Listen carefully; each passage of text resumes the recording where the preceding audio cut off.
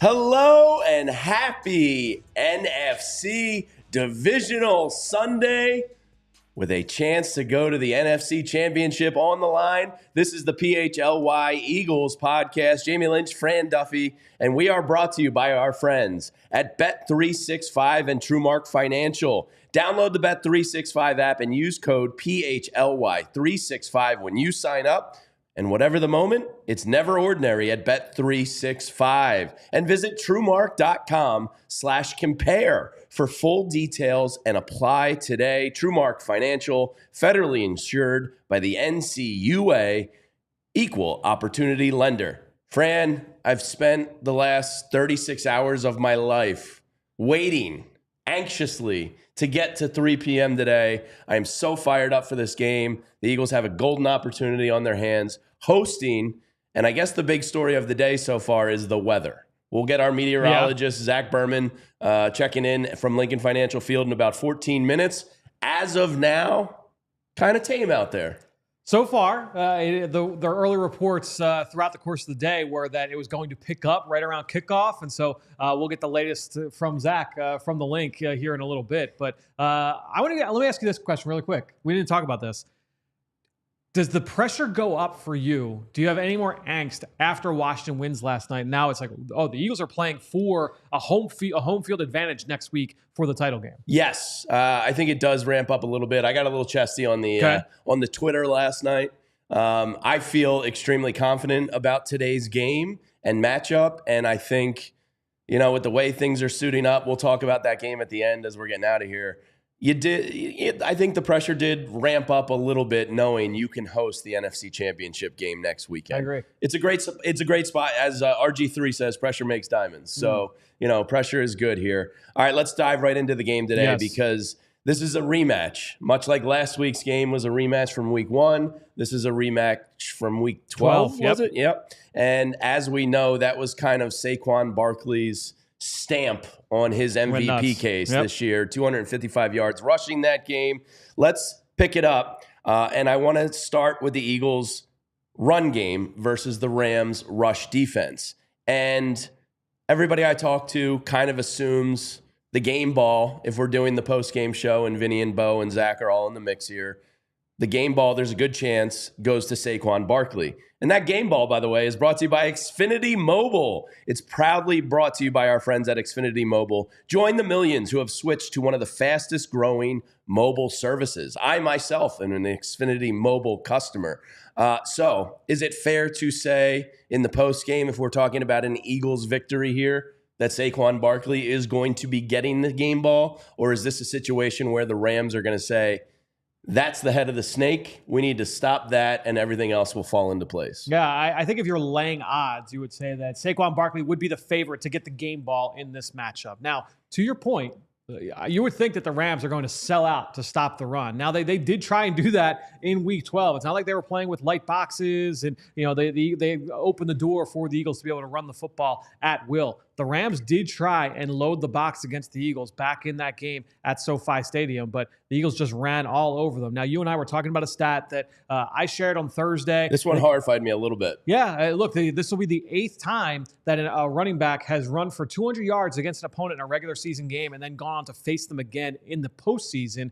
In all the previous 7 times, that back has failed to clear the 100-yard mark. And so the way I look at that is you're going up against a playoff team. That's a good team, typically a good defense. They're saying, over my dead body, are you going to beat us again? We are going to force you to do everything else to try and beat us through the air. You are not going to run the ball on us. That said, I still have faith that Saquon Barkley is going to be able to hit at least the century mark here against this defense.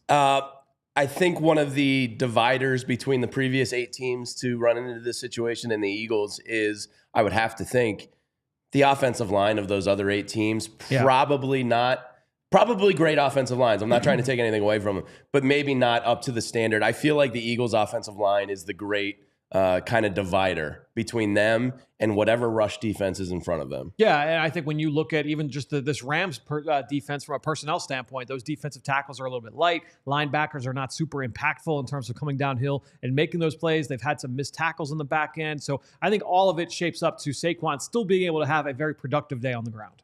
Yeah, and I'm really looking forward to this one in particular. Jared Verse has obviously made some news locally saying he hates Eagles fans and this and that. And I saw a billboard was taken out by some Eagles fans down around the complex. Mike Garafolo from the NFL Network was just sharing Jared Verse going at it with some fans in the stands. Jalen Carter and him walking by each other. Jalen and Mo, yep. Yeah, and they were going at it. This is a great playoff atmosphere. I'm really excited to see Jared Verse versus Jordan Mailata. King Kong versus Godzilla here. This should be a great matchup to watch between those two if you're looking at individual matchups. Yeah, this was Verse's worst game of the season, really, from a pressure standpoint, was that Week 12 game. And there was that clip that went viral of him just planting Mailata, that bull rush that knocked Jordan to the ground. You typically don't see that from Jordan, but that was the only pressure that Jordan allowed all game. And so I think when you look at that and you say, all right, you feel pretty good about that matchup, you still have to go out and execute. And I would say if you're looking at this past game, just handling the defensive line stunts in general, I think that's going to be the big test here for this Eagles offensive line in pass protection for Jalen Hurts. We saw last night in that game where Washington upset the Detroit Lions, the pressure can lead to turnovers, and turnovers can swing a game. And so the Eagles offensive line will need to do everything they can to protect Jalen Hurts against that rush package. Yeah, it should be a great one in the trenches today. I think the Eagles have the advantage here. So definitely one to look for in the rushing attack here. It should be pretty great. Now, how much Kenny Gainwell / I would imagine Will Shipley, you'd be drunk if you put him in this type of situation. Is this a game where you're just going Saquon, carry us, Gainwell, maybe when he needs a breather? Like, does Kenny Gainwell get more than 3 rushes today? I mean, in theory, that would be a great thing if he did, because it might mean that the Eagles are putting the game on ice. That said, my guess is you probably will see a handful of snaps from Kenny, but I think it's going to be mostly Saquon. So have Saquon and LaShawn McCoy talked about snow games and cleats and 7-inch spikes. You think Shady was on the phone with Saquon this week telling him what worked? Just letting him know, like, hey, they're on this surface. Yeah, I think that's something that they've probably had those discussions leading in over these last few days, especially since, look, in that game back in 2013. Versus Matthew Stafford. And against Matthew Stafford, Darius Slay was on the other side as well. That game was a surprise. It wasn't supposed to snow that game. And then they're out there for warm-ups, and they come back out, and it's blizzard-like conditions. This one, there's a little bit more run-in, so guys have had time to think through what they're going to be wearing here in this game. All right, everybody in the chat, let's get a little thumbs up action here for the Eagles offensive line and the absolute man-childs that they are, because that is one of the strengths the Eagles have, and hopefully is a huge key to the victory today. Hopefully we're handing that Xfinity Mobile game ball to Saquon Barkley here on the post-game show when Vinny Curry joins us. Bo Wulf will be back for halftime. We're going to check in with ZB in a little bit down at the Lincoln Financial Field. To those maybe out of market or out of town, I would say the weather right now that are asking about it, it's a little bit of that wintry mix, as they like to say. A little bit of slushy snow. Sleet, kind of in between yet. So as Fran said, 3 o'clock to 6:30 is kind of like the prime time for the weather to turn. So it's definitely going to be a huge storyline in this game. All right, if Saquon Barkley, let's say, is removed somewhat from the game, held moderately in check, Eagles passing attack. Watching Jared Goff last night and that Detroit Lions offense, it made me appreciate Jalen Hurts a lot in that protecting the ball is key. You don't want to shoot yourself in the foot. And I think one of the advantages they have with Jalen Hurts and their passing attack is they do protect the ball very well. What are you expecting from the passing attack today? If Saquon is removed, is this a Dallas Goedert, DeVonta Smith game? Did you see on film A.J. Brown actually being open more than we thought last weekend? How do you see the passing attack going for the Birds today? Yeah, I think first you have to start with the protection aspect of things. Like I mentioned, you got to worry about that rush package. And they don't wait till 3rd and long. It's going to be 2nd and 8. 2nd and 5, you're going to see those 4 pass rush defensive linemen on the field, and they're going to pin their ears back and go. They like to move guys around, maybe move 3 guys over to one side and 1 on the other and bring a linebacker up so you have a 5 or 6-man front. And you got to figure out who's coming and who's going. They mix up the coverages. And so this will be a big mental test, Jamie, for Jalen Hurts in this football game. There's a lot to comb through from a disguise standpoint with the LA Rams. They play a ton of different coverages, so you've got to be ready for anything and everything going up against Chris Shula's defense. Now, as far as the pass game weapons are concerned, they play a lot of zone coverage. What that typically has meant in weeks past for this Eagles offense, a lot of zone, typically a DeVonta Smith game. A lot of man, typically an A.J. Brown game. That said, A.J. Brown did have a huge game against the Rams back in Week 12. He only had one catch last week. I would imagine that he's a little bit of a squeaky wheel this week. Hey, I've got the ability to impact this game too, guys. Don't forget about number 11. My guess is we'll see a healthy dose of both receivers. Probably get some things designed up for A.J. Brown early on, and we'll see if they're able to connect.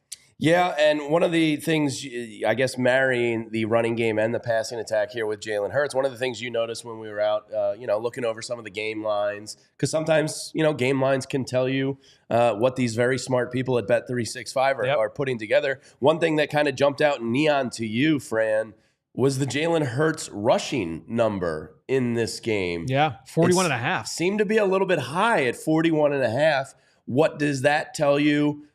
In terms of being a high line, but two, just in terms of the game plan, is this a Rams defense you can kind of get out? Jaden Daniels slaughtered the Lions last night with his feet, not to mention his arm and other stuff. Is this a game where Jalen Hurts is going to have an opportunity to take advantage with his legs? Yeah, the Rams defense has the worst success rate in the NFL against scrambles. And so that, to me, that's why I went to look at that prop for our best bet segment later in the show. Say, all right, what's Jalen Hurts' rushing number? So credit to Bet365. They're sharper than most because they've got that number very, very high at 41.5. That said, I do think it's attainable. It is a number that Jalen can hit in this game. When I went back and watched a lot of the big runs that the Rams have given up, a lot of them were. Jalen Hurts had a huge day running the ball back in Week 12, but Josh Allen ran right over that team. Jaden Daniels had some plays with his legs. So you look through at some of the other quarterbacks that they have faced so far this season, they've had some success. And so I would say take a look at Jalen Hurts. His ability to make plays outside of structure in this one could go a long way, especially with the weather being a factor. Well, I know Jalen's a huge fan of the show. He's probably in the locker room watching right now. And if I could get one thing across to you, Jalen, please protect yourself and be smart today. We need you in this game. Get out of bounds, slide, protect yourself. All right, we're going to check in with Zack Berman momentarily here. But, Fran, on the other side, let's quickly talk about the Rams rushing attack with Quinyon Williams versus this Eagles rush defense. Milton Williams was a guy last week, got a high percentage of snaps, had a phenomenal game. Jordan Davis was on the lower side. We all know what the baby rhino, Jalen Carter, can do on a game-by-game basis here. Tell us about the Rams rushing attack versus this Eagles rushing defense. Yeah, this is not a rushing attack that is built on explosiveness and huge chunk gains. It is more built on efficiency, making people miss, picking up positive yardage. They don't get a lot of negative runs with this offensive scheme. So I think when you look at Quinyon Williams, his ability to play downhill, he had more successful runs than Saquon Barkley. He had more forced missed tackles this season than Saquon Barkley. And that comes after the first half of the season where the run game wasn't all that fruitful for them. They had a bunch of different offensive line combinations. So really down the stretch, as they went 10-1, 10-2 in the second half of the season, the LA Rams, the run game really came alive for them in that way. The Eagles have to do everything they can to take the run game out of the equation, make sure that the Rams are playing as often from third and long, trying to keep it a third and manageable from a defensive standpoint. That's a key to victory here in this football game. All right, coming up next, we're going to be joined by Zack Berman down at Lincoln Financial Field. Let's take a quick second and tell you about a couple friends of ours here at PHLY. And that's our friends over at TrueMark Financial Credit Union. Did all that holiday shopping, jack up your credit card bill a little bit? Well, you're not alone. Think about this. What if you could pay it off faster and with zero interest? Zero interest in this economy? It's crazy. Well, it's true because TrueMark Financial is offering zero interest on balance transfers for 12 months. So all your payments can go to reducing your balance and not just covering interest. Transfer your existing balance from another institution to a TrueMark Financial credit card and take advantage of this amazing offer. But hurry, you have to apply before February 28th. And look, when the Birds are about to go to a Super Bowl, That's a jinx-free, mush-free statement. Maybe the bill gets a little bit higher before February 28th. So take advantage of this. Whether you're interested in earning rewards, cash back, or simply prefer that lower rate or on everyday purchases, TrueMark Financial, you can choose the credit card that best fits your financial needs. Visit TrueMark.com/compare for full details and to apply today. TrueMark Financial, federally insured by the NCUA, an equal opportunity lender. Terms and conditions apply. All loans are subject to approval. 3% balance transfer fee applies. Standard rate apply after the promotional rate. And a place that I'm near and dear to my heart, that's the lovely people at the Valley Forge Tourism Bureau. I am a Montgomery County resident, and whether it's a winter weekend getaway in the Valley Forge, you can go visit some of the beautiful battlefields and state parks, or you could maybe go up to Spring Mountain and visit. Valley Forge in Montgomery County have so much to offer, like those historical sites. My father-in-law is a historical nut, so we visit those often. Tons of family attractions, a vibrant art scenes, outdoor activities, shopping, and more. And all just 18 miles from downtown Philadelphia. And look, when the spring comes around and the warm weather and it's golfing season again, Montgomery County has some of the best golf courses around. There's so much to do, so much to entertain yourself and your family with. Visit valleyforge.org and you can help discover hidden gems, endless activities, and tons of places to stay in Montco. So get started planning that next getaway today. valleyforge.org. Make it family time and make it Montco. All right. I always try to do my best not to Wulf Zack Berman and make him wait a couple minutes. You're pretty good there. All right, good. Because Bo, sometimes it can be like a 2 or 3 minute thing. Yep. Zach, I am a minute and a half late. I assume he is with us because Zach is Mr. Punctuality. Let's bring him in to the show. And of course, this is the Locker Room Report brought to you by our friends at Valley Forge Tourism. Visit valleyforge.org and you can help discover those hidden gems, endless activities, and tons of places to stay in Montco. Get started planning that next getaway today. Valleyforge.org. Make it family time and make it Montco. Mr. Zack Berman join. Oh, and Bo Wulf. Oh, surprise! Sneaky. Hello, gentlemen. How is Lincoln Financial Field looking right now as the storyline of the game? A big one is going to be the weather. How are we looking? Probably not much different than us here. As is often the case, I will cede the floor to Bo Wulf. I'll let you get in the weather report. I'm gonna just one thing to say, then I'm gonna get out of here. Let Zach have his hit. We don't want to second guess on PHLY. We want to first guess, and so I just need to go on the record that if the Eagles lose this game, we will spend all offseason talking about the hubris to activate Nicholas Morrow for this game over Dallas Goedert, thumbing their nose at the football gods. To me, is an outrageous decision. And if they can overcome that, then this team really should be Super Bowl bound. This is the Nicholas Morrow game, I guess. Well, I for sure thought that was going to be a Dylan McMahon joke. So I'm shocked that you went the other way. Well, obviously that would make it all full circle, and that would be the Eagles getting what they deserve. But to know that McMahon is here and then add on Morrow on top, it's going to have to be a really, really good anthem from Dr. Jesse McGuire to overcome. And by the way, Bo, I agree with you and Fran. I watched Thursday's show. Nicholas Morrow, to me, was the epitome of stink last year. Like, he is the face of it all. So I agreed with you guys on that one. All right, I'm going to let Zach go. All right, see you, Bo. We'll see you at halftime. Safe travels. Mr. Berman, hello. Yeah, it feels like a normal day for my professional reporting to take a backseat to roster minutia. That, nonetheless, we're here. You can see behind me here, NovaCare. You don't see, or I'm sorry, not NovaCare, Lincoln Financial Field. That's the Wells Fargo Center parking lot behind us. You don't see much snow. It's not sticking. It is on the field. When I was watching pregame warmups, it looks just like a wintry mix, if you will. Now that could pick up here. We'll see how that goes over the next few hours. But right now, it could be careful. I should be careful as I say this.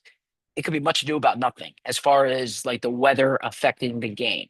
I've seen much worse than what is on the field right now.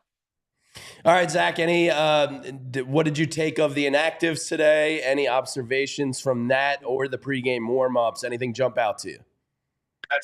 Yeah, so I think with pregame warmups, what's important to emphasize is that Oren Burks was first up at linebacker. It was Oren Burks and Zack Baun. I know there's excitement in the fan base, intrigue in the fan base about Jeremiah Trotter Jr.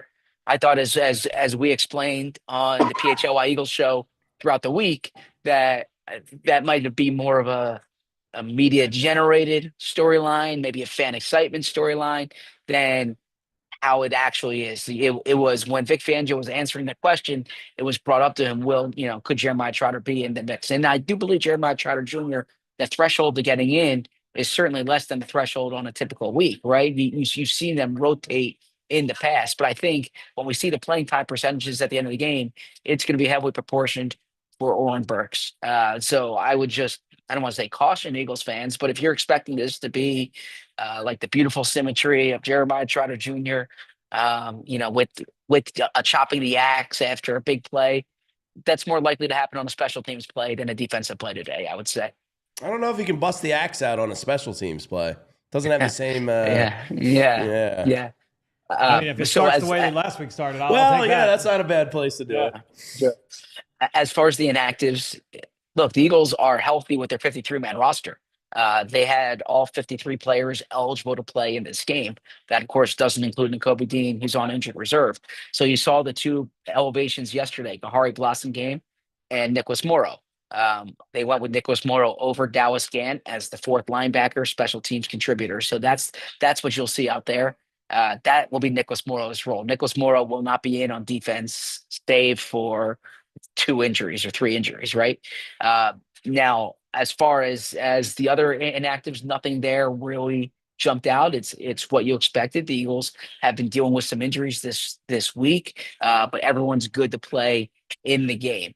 Rhett Toth is the veteran, versatile offensive lineman. They're going Toth over Nick Gates, just as they did last week.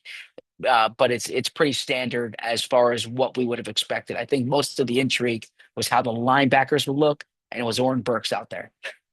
So, Zach, we saw a little bit of testiness. Jared Verse and Jalen Carter walking by each other, kind of getting into it a little bit. Jared Verse giving it to the fans. We always like to do the Lincoln Financial Field vibe check down there. This feels like a great playoff matchup here ahead of us.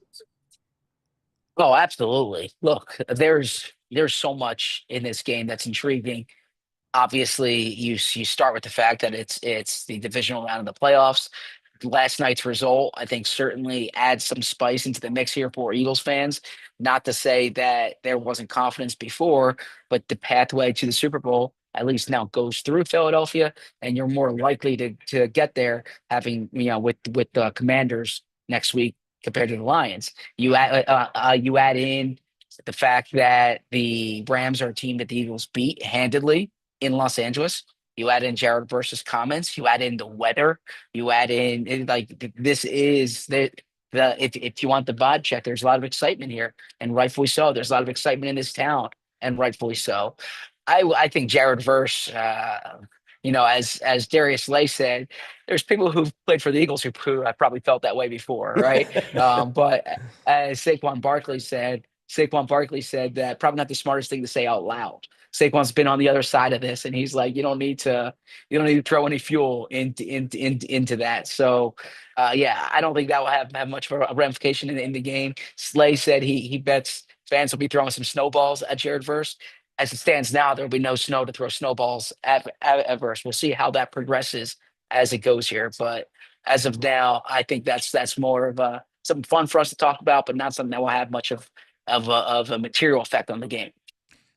Yeah, to your point, I don't know that. Look, there's been a lot of bear talk on the show this week. I don't think the Jared Verse and the Rams want to poke that bear as far as Eagles fans are concerned going into this game. I want to ask you, with the weather being in the forefront of the discussion over the latter stages of the week, do you think that the Eagles, or anything that you had heard behind the scenes about how they may have changed their approach philosophically going into this game? How do you think that they're Kellen Moore, Jalen Hurts, Saquon Barkley? What is that plan of attack going to look like here against the Rams?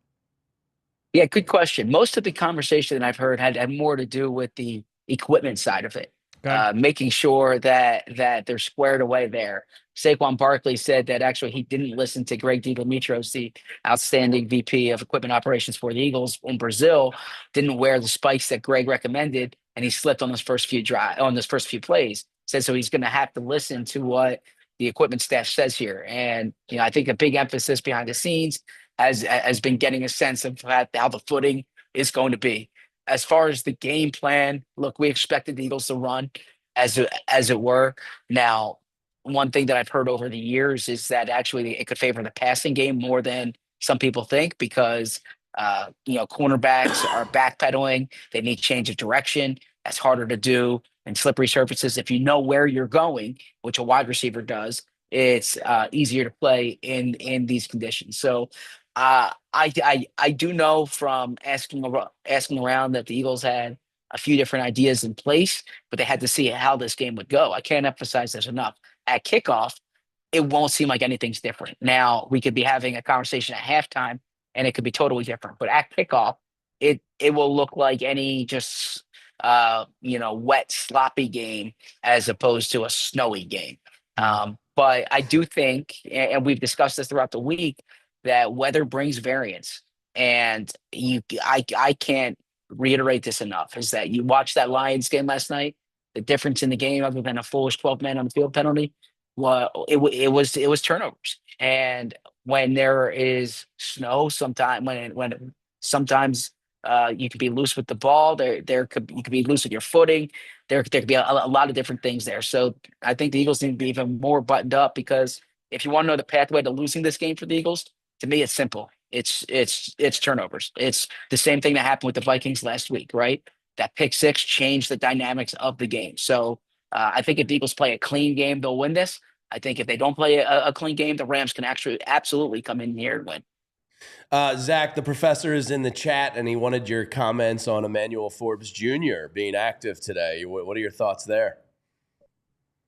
What are my thoughts is that, look, Sean McVay and Les Snead, they know football, right? So look, I know I get mocked on our show often for if I share an opinion that a Super Bowl winning coach has and a Super Bowl winning general manager has, that might not be a bad side to reside on. I don't anticipate Emanuel Forbes having a material effect on this game. We will see. Now, Emanuel Forbes on this field last year did not fare well against his one time playing in this stadium was last year against AJ Brown. Did not work out well. So I don't recommend the Rams put out Emanuel Forbes on AJ Brown. But yeah, I mean, I think don't be afraid to stand up for what you believe in, even if you're standing alone. Sure. And if that's on Emanuel Forbes, then I am happy to stand on him. There's a lot of time left on that Emanuel Forbes opinion. Yeah. So Zach, Matthew Stafford, he's a little bit of a vampire. He's not easy to kill. He doesn't go away very easily. One of the most talented straight arms in the league. Not a very mobile guy. What are your thoughts? Where does Matthew Stafford rank on your kind of like respect list of quarterbacks in the league? Yeah, so I'm going to defer to the players, because Matthew Stafford's one of these guys who's universally like respected by the players. Darius Slay swears by him. I've spoken to people who've Kellen Moore used to play with him. I've spoken to people who've played with him, who've worked with him, and Stafford, like the arm talent. I recall talking to Jim Schwartz about him. The arm talent is outstanding. So I don't think Matthew Stafford's the player he was 3 years ago or 5 years ago or 8 years ago, but I think Matthew Stafford can absolutely win games for you still. And if he's healthy, and I know the past year and a half he's been dealing with different things. I think it was an elbow last year he was dealing with. But if he's healthy, between his arm and his mind, and his toughness, look, he's done it before. I don't need to tell you. He's hoisted the Lombardi Trophy before, so that gets you respect right there. Zach, my last question for you. We talked earlier about the game ball for the Eagles. Hey, if they win this game, here's who we're going to be talking about, Saquon Barkley. inversely for the Rams, if they're going to come in and win this game, is the game ball winner, is that Stafford? Is it somebody else? Who do you think would be the likely in the winner circle there for the Rams as they come out with a win here? Good question. I'm tempted to say Puka. Yeah. But if you're saying Puka, you might as well go Stafford. But I'll actually spin it around. I'll go like the Rams defense, because I think if the Rams win this game, it'll be because of turnovers. It'll be because Jalen threw it to somebody or the Eagles fumbled it. And so let's go with maybe a Quinton Lake or someone like, I'm just picking someone on that Rams defense. But I think if the Rams win this game, it's what we were talking about last week with that pick 6 that the Rams had. I don't think the Rams are going to have the same pressure on Hurts that they had against the Vikings. But I do think that the possibility for turnovers, the Eagles have been really buttoned up in that area, and that's a credit to Jalen. But it just takes one bad game for your season to end, and last night's an example of that. Yeah, you never want to go full Goff. Now, Zach, Fran asked me this earlier. Does that last night's results almost ramp the pressure up internally, knowing you're one game away from hosting an NFC Championship game?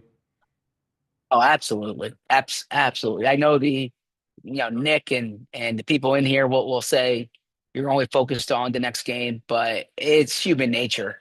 Sure. You see, first off, having a chance to play at home changes everything, right? The only way the Eagles would have had a chance to play at home is if the Lions lose. So that changes a lot. This is a tough place to come in January. Commanders are a team that I feel confident the Eagles can beat. I was less confident about the Lions. So I think it's an advantageous matchup now.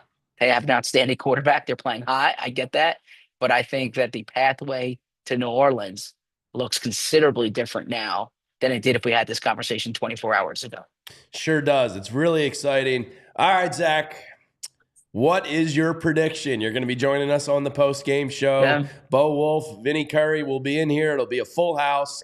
I am expecting a celebratory, let's get ready for an NFC Championship type of environment. What is your prediction for this game? And kind of how do you see it playing out? Do you see Saquon reproducing the success he had? Do you think this is a Jalen game?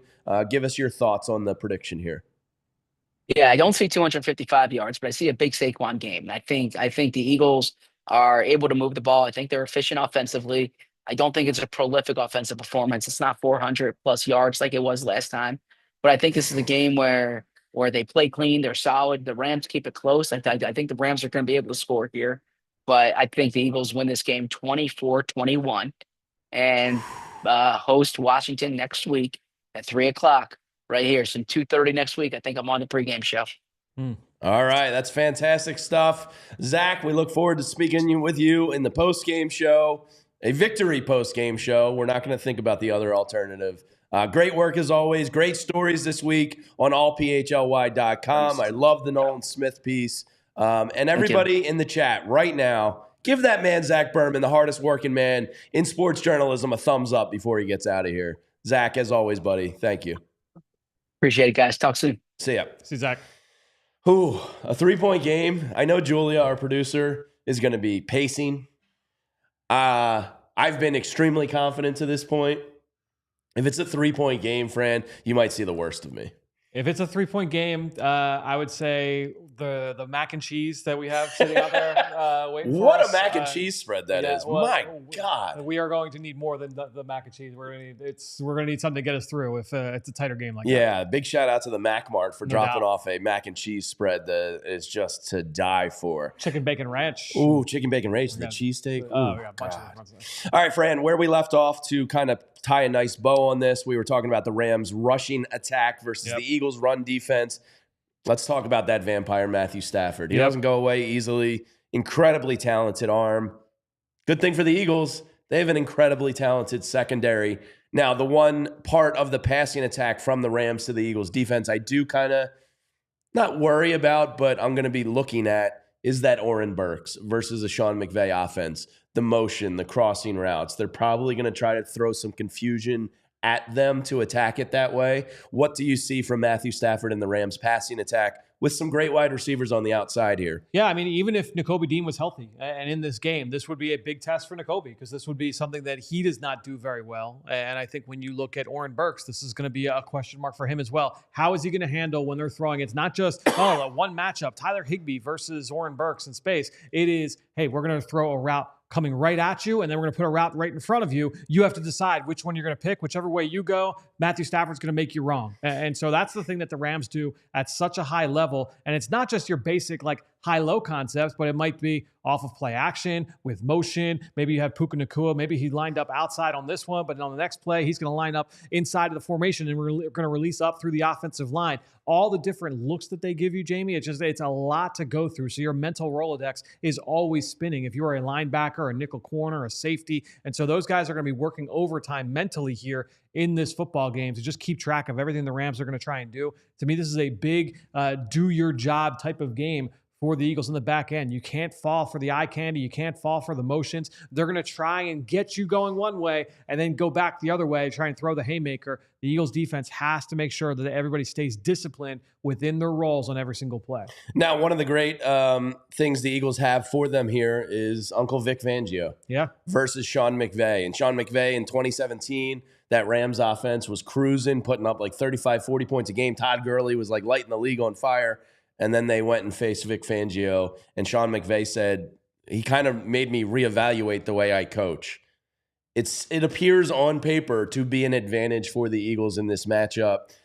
Is that something that should put Eagles fans a little bit worries at ease with an Oren Burks or Jeremiah Trotter Jr., the preparedness for this Sean McVay offense? Yeah, I think that they're going to look. Vic Fangio is going to put them in position to succeed, but that's the other problem with the weather, right? Is that even if it's not 6 inches of snow on the ground, if it's a slick surface and guys are slipping, it's a variable that usually helps the worst team. Yeah, but just because it levels the playing field, right? Yeah. And I think when you look at a game like the Super Bowl a couple of years ago, right? When you look at that game against the Kansas City Chiefs, there are individual plays where you see guys slip, where you see guys stumble, where you see a ball get dropped, where you see a ball get fumbled, where maybe if it's a perfect condition, if it's in a dome or if it's at a 65-degree day with no wind, that play doesn't happen, right? And so I think that element of randomness can come into play when you have a game like this, and that's where the team that wins on the margins. That's why it seems silly, but you have the right cleats on, everybody's ready to go from an equipment standpoint, because you don't know when that play is going to happen. If that play, the fumble that Jalen Hurts had in the Super Bowl happened in the first quarter, that Nick Bolton takes back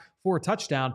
You don't know when that play is going to happen, but you have to be ready. And whoever makes more of those plays in a game like this is going to come away with the win.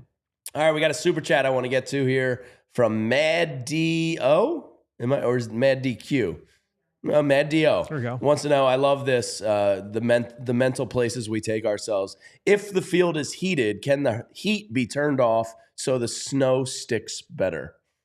I do not believe Lincoln Financial Field has any heating elements to it. No. But I love the sickness of wanting to turn it off to have it in the Eagles' favor. They did have it covered overnight. They had it covered during the weekend. So the playing surface was about as good as it was going to be, considering the elements. I know they took the tarp off earlier this morning, but yeah, there's nothing. Once that tarp's off, it's no holds barred at that point. Yeah, it's going to be fun to see. I don't know how you feel. I hope snow starts pouring down on the stadium.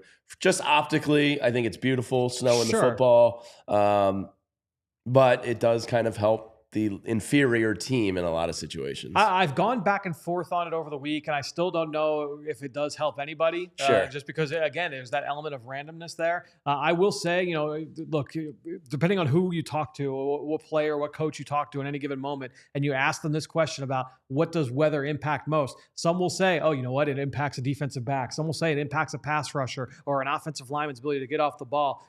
No matter what, everybody gets affected, right? Pass catchers say, the ball is going to be rock hard. It's freezing cold out there. So I think when you look at it, it's going to affect everybody in different ways. I do think that pass rush is very hard. We saw this in that week 1 game down in Brazil where you had that slick surface. Neither pass rush was able to really get off the ball. And we saw that in the Super Bowl game as well, right? Where the surface wasn't great against the Kansas City Chiefs. Neither pass rush really had that ability to take over the game. The Rams, the strength of that defense is their pass rush. So if you can negate that a little bit while still saying that they don't stop the run all that well. So if they're not stopping the run and they're not rushing the passer as well, that certainly can benefit the Eagles. But again, there's that element of randomness that gives you a little bit of worry.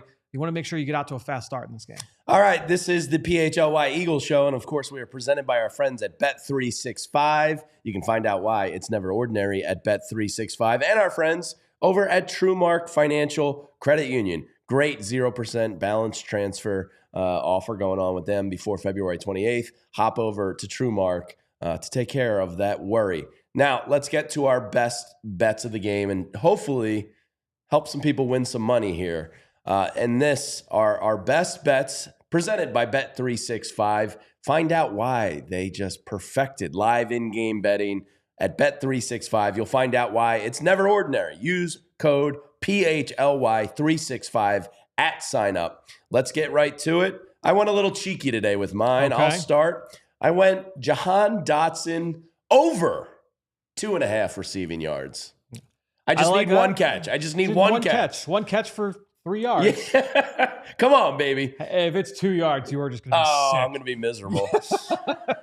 All right. And then the next one, this guy had 2 last week. Thanks. I think Milton Williams kind of, Vinny always talks about the dirty work that leads to sacks. I think Milton Williams helped Nolan Smith get 2 last weekend. I like him to keep, Zack Berman just wrote a piece on the man. He's going to get a sack today. Get the Zack Berman bump. Yeah, he's got the Zack Berman bump.